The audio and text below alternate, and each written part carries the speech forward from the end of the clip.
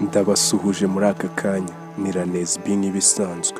Mbere y'uko dutangira ikiganiro kuri uyu munsi nari ngiye kubagezaho kigaruka ku bihe bidasanzwe by'uyu mukobwa witwa imbogo cyangwa uzwi nka vava.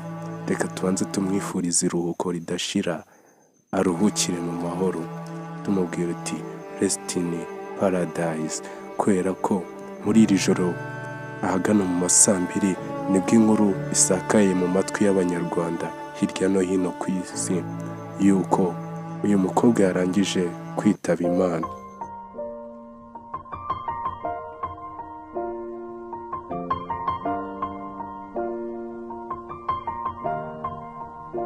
It's been a long day without you, my friend, and I'll tell you all about it when I see you again.